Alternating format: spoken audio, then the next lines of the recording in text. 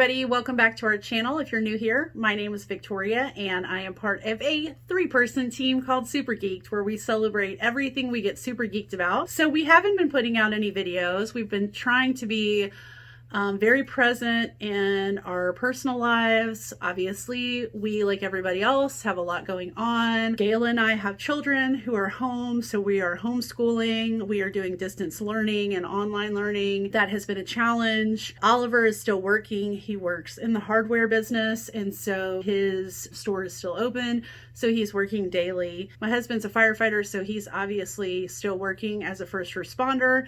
Gaela's partner is also still working. He works for a shipbuilding industry for the federal government, and so they are not shut down. So it is a lot. It's been very taxing, just like everybody else, but we're all trying to stay positive.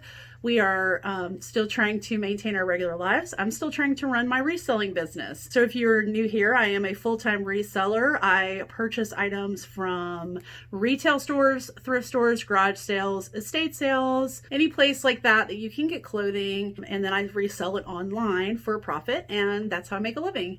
So I enjoy my job very much, but obviously with the current state of everything going on in this country and around the world, sourcing has been very challenging, and there have been some other YouTube videos that have come out about sourcing. I just want to sort of tell you what I've been doing. Before all of this started to happen and we went into stay-at-home mode, I would go and source, and normally when I source something, I would take it home, I'd process it, I would photograph it, list it, inventory it, and then it would go into my inventory system, and that was it. About a month before everything happened and we started to see a change, I actually had changed my sourcing strategy. There was no rhyme or reason to it. I just happened to do it. And what I was doing was I happened to go to stores here and there. For example, my husband and I love this one restaurant. It's an Indian restaurant in the town over from us. And so if we would stop to go get a meal there, I would stop in the Goodwill that's next door and do some sourcing. I might pick up 4 items, but I would pick up some inventory, and I did have a little bit of a stockpile. So I wouldn't call it a death pile because it wasn't things that were just sitting around waiting for me to list and I was struggling with the motivation to list it.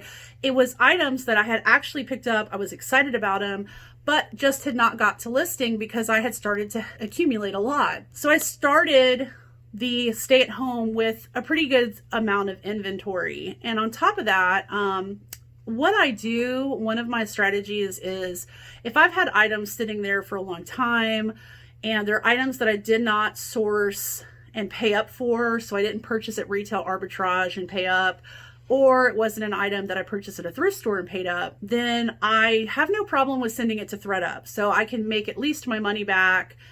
So I often will do that at the end of a season, or maybe after a good amount of time and the item's just not getting traction. I may pull it from my closet, my closet on Poshmark, or my store on eBay, and I'll pull it from my inventory and I'll send it to ThredUp, and I'll have a credit. I had a credit on ThredUp when all of this happened, and I had purchased some items. So ThredUp is a great option. One of the things that I carry a lot of in my store is ModCloth. A tip that I can give you for sourcing on ThredUp is don't just search by the parent brand. So don't just search like ModCloth or Anthropologie, but search for their sub-brands, because a lot of times ThredUp will have it listed on whatever the name of the brand is on the tag. So it may be a dress that was carried on ModCloth, but ThredUp has it listed under the actual brand name. Because just like Anthropologie, ModCloth carries a lot of other brands, including their namesake label ModCloth. I'm going to show you a couple of the items that I picked up a little bit before all this started. I'll probably do another video because I just did another large order from ThredUp, and those items are on the way. They're coming in 3 shipments. If you've ever ordered from ThredUp, you know they have multiple warehouses across the country, and you could get a box from one or all of the places depending on where your order is. So I am waiting on 3 packages right now from ThredUp from that order. So a lot of these that I purchased in this one order from ThredUp, I used my store credit, which I don't know off the top of my head. I don't remember what it was. Each of these items, I think on average was $8. The one thing you have to know about online sourcing, it's not going to be like your thrift store prices unless you get super lucky. You're going to have to expect to pay up a little bit. That is the one downside to us going through this, is that we are having to pay more than we normally would just sourcing in a thrift store. So this is the ModCloth brand Iexia. So you could just search for Iexia on ThredUp, and this is this cute little A-line pineapple dress. This is an older dress that was carried at ModCloth, but it's in excellent condition. I sourced this because I knew that I would be able to get a really good return on my money. This is another dress by the same brand, and it's this really cute 60s floral dress. It does have like built-in cups, which I really like, so it has some structure to the top, and such a pretty print. So I picked this one up too. Hey, last dress I got from this brand is actually new with tags. So here is the tag, and it is the same brand. It's that Iexia, same style dress as the one I just showed you, with this flap over the bodice. And this one has dentures all over it. So I got a really good deal on this, and I know that I'll be able to sell these dresses for at least $50 a piece. Sometimes you can get more. But yeah, so that was a very good return on my money. Another great dress that I got, this is a very popular dress and it's hard to find anymore, but this is by the brand Falter, which is a UK brand. And it is this cool comic book pop art dress. It does have pockets, which I love on a dress. ModCloth, a lot of ModCloth dresses that they carry have pockets, but just a super cute pop culture print. And so I got this, but again, I searched for the brand Falter, not ModCloth. This brand is carried at ModCloth. It's called Moditraders. They have a lot of dresses. This was not carried at ModCloth, but obviously I know this brand because ModCloth does carry them. It is this cute skirt with this peplum layer on top of it. This is a skirt that was worn by a lot of bloggers. The Moditraders have this really nice thick fabric. So they're cotton, but they're a nice weighted cotton, but just a super cute skirt. I picked this up based on style because I knew it would sell, and it's another brand that ModCloth carries a lot of. Last of that ThredUp haul that I got was this Sugar Hill Brighton. It is new with tags. It is a pair of striped culottes. So they're cropped pants, but they're shorter than like a capri. They have this cool elastic panel in the back. This is another ModCloth piece that I was able to pick up new with tags in the ThredUp order that I got to resell. So again, my tips for ThredUp is if you have stale inventory, send it in. You can send in lower end brands. I'll talk about that in a minute when I talk about some of the other ways I've been sourcing, because I do have some more items that are going into ThredUp that are not just things that are stale from my Poshmark closet. I encourage you to send some things in, get a credit, and then purchase more items to reinvest it into your business, items that you're more excited about or you know that are going to bring a bigger profit margin and aren't just going to sit around. A lot of times in the beginning, we purchase things based on what other resellers say or we think are brands that are going to sell, and we find out very quickly that that's not always the case. As you learn and you develop your skills as a sourcer and then a reseller, you will figure out brands that work for you. Then you'll be able to better analyze what is going to do well in your closet. And don't feel bad. It's trial and error. We all go through it. We all have bad buys. We all have times that we think that something's going to do great and it doesn't. So just don't feel bad about it. Another thing is I've seen a lot of resellers talk about getting on neighborhood apps, getting on Facebook Marketplace, just kind of putting out the word that you are a reseller. You're looking for either inventory that someone's already going to end up donating, because a lot of people, are doing spring cleaning right now because they're stuck at home, or you can offer to purchase the items from them. Now, in my situation, I live in a very small neighborhood that's about 6 streets, and our neighborhood's very close. We went through Hurricane Katrina together, and so we have a neighborhood email list. I didn't feel comfortable getting on Facebook Marketplace because I don't know who's been exposed to what. I didn't feel comfortable going to people's houses and being out and about because we are trying to stay at home and be quarantined because my husband is exposed as a firefighter. So instead, what I did was I sent out a neighborhood email and said, hey, if anybody's cleaning out your closets during this time, think about me. I'm a reseller. Most of my neighbors did not even realize that that's what I do now. They were kind of surprised, but the response has been awesome. I've had 4 neighbors so far donate things to me.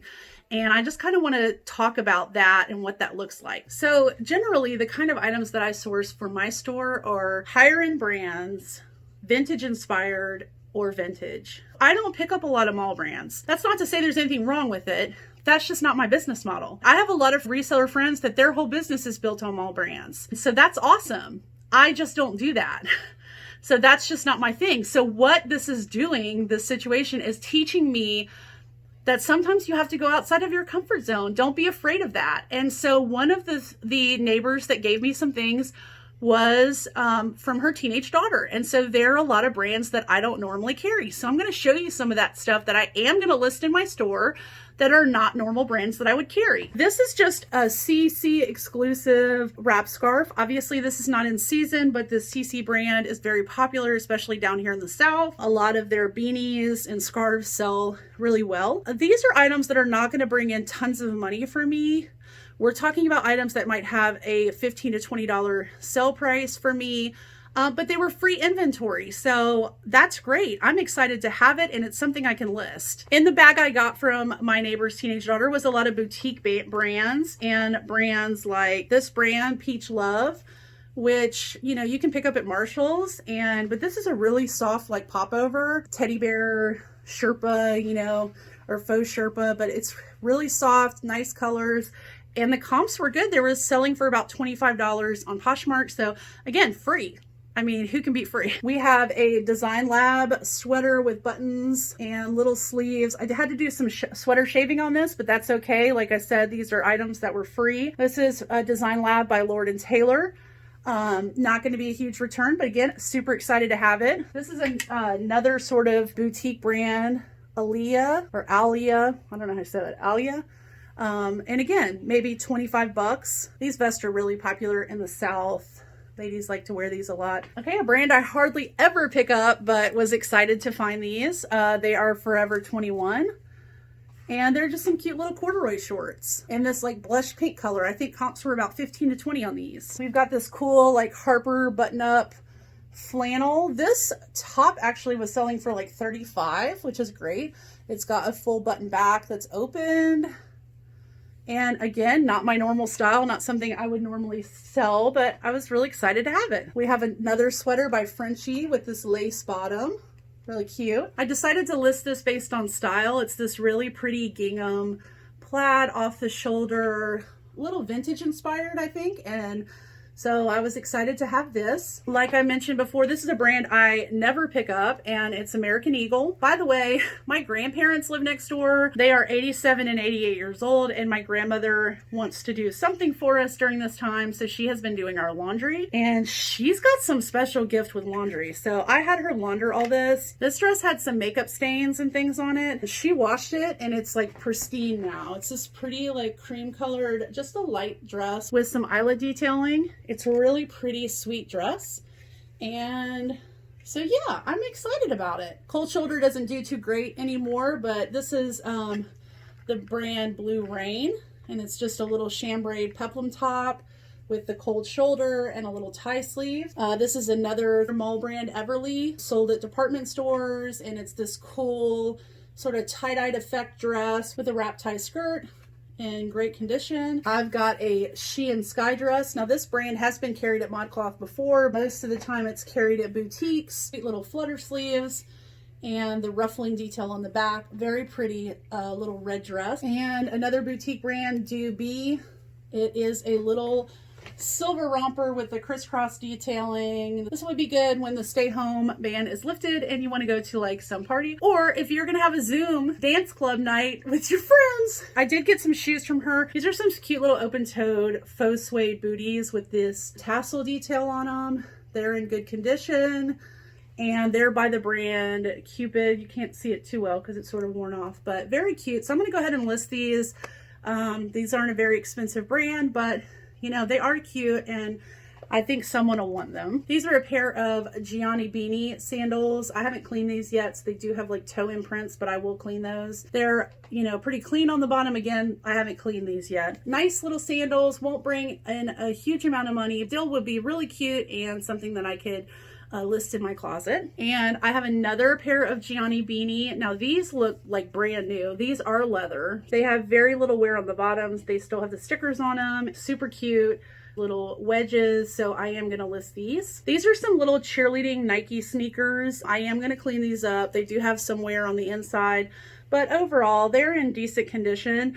I have a feeling if I give these to my grandma, she's going to be able to clean them up. And these actually had a good resale value, even the used ones like these. So I think it'll behoove me to get them cleaned up nice, and I should get a nice profit on these. Next item is something I don't ever sell in my store, and that is jewelry.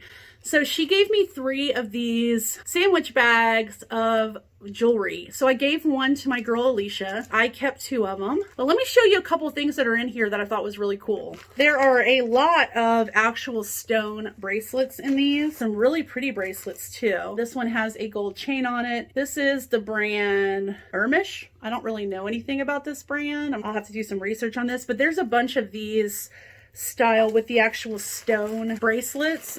This is a really pretty bracelet by the brand Clairbeau. It does have a pair of matching earrings that go with it, and I thought that was really cute. Here's another one of those like Arbitrage bracelets, and here's some more of them. It's just some stone ones. So there's a lot of those in here. And there are some earrings too. But one of the main things I wanted to show you that I'm going to be able to make a nice profit on is a Michael Kors watch. So it does not have the box, but it's in great condition. It has some light scratches on the surface there. I'm going to try to clean it a little bit. And I need to clean the face because there's some scratches on the face. But Michael Kors watches still sell, even without the box, for around $50. So that's great. There's also some earrings that are still on the little cardboard square. So those are nice. And there's a couple of items like this that still has tags. This is Napier. So it retailed for $28, and it's this pretty like silver, faux silver bracelet. So yeah, those are items totally outside of my comfort zone that I normally would not list, but I'm excited to have them and have the inventory. And it's nice to try out something different. Maybe I'll be surprised and find something that I really like, and I'll continue to source. She has a lot of these tassel necklaces in here, which are great, just like costume jewelry pieces. Here's another really pretty tassel one. And this is a stone, very long stone one. Here's another tassel one. It's like a double tassel. It goes around and then it has tassels on both sides. Again, I don't think any of this stuff retails for a ton, but here's another necklace. It's by Altered State, and it's a little dream catcher necklace. So I'm excited to list that. So that was the stuff for my neighbor's teenage daughter. I also had some stuff donated from my neighbor who is a little more mature than me, and so obviously her style is a little different.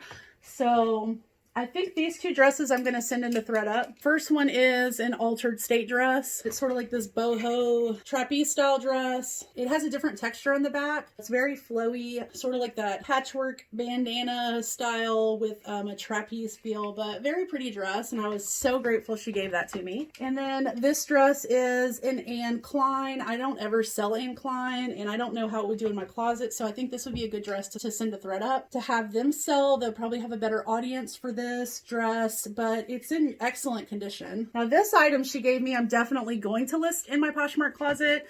It is a Vince Camuto dress, and it's got these pretty sequins all over it with this filigree pattern. It's in excellent condition. I doubt she ever wore it. Unfortunately, this neighbor told me she wishes she would have known I was a reseller before, because she's donated a lot of clothing that she would have passed on to me. Last thing she gave me that I'm really excited about, it is a Tory Burch beach tote. As you can see, it's very large. It's got this raffia straw fabric. It's got the Tory Burch logo, and actually what's funny about it is it still has the plastic on the Tory Burch. I do need to clean it up a little bit. It does have some like suntan lotion fingerprints on the back of it. I have not wiped this down yet. I just got this yesterday, but the only bag like this that sold on Poshmark sold for $112. It was brand new. All the other Tory Burch beach bags, even in used condition, were selling for about $75. So I was really excited that she gifted this to me. I tried to buy it from her. She would not let me buy it. Susan, if you're watching this, thank you so much. A couple times a year, ModCloth will have a really good sale on their site where they do a percentage off the clearance. So it's items that are already marked clearance. They're final sale items, so you can't return them, and then you get a percentage off of it. A lot of times during the year, like for example, I'll buy $300 wedding dresses for $30 a piece and then flip them for, you know, $150 or something like that. So I do pay up, but it's a way that I normally source. So if you take that into consideration, think about the brands that you carry in your store now. look at their websites. A lot of websites are doing sales right now because they don't have foot traffic in their actual brick and mortar stores since everything's closed. So go to their online store. Thinking about that, my mom told me that one of the department stores here, I think I don't know if Dillard's is everywhere, but it's definitely down here in the South, was having their 50% off clearance sale. Now, they only do this once a year, and normally it's on January 1st. It's like their New Year's Day sale. Well, they're doing it right now because their sales are down because no one's been in their brick and mortar stores.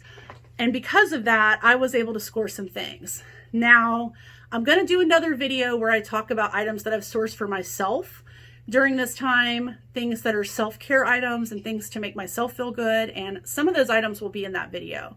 But for now, I'm going to show you the items that I sourced for resale that are retail arbitrage. So I do have an order coming that's going to have more of these items, but I just wanted to show you 3 of these pieces, and they're all Free People. This is a Free People size small, and it's just this really pretty long dress.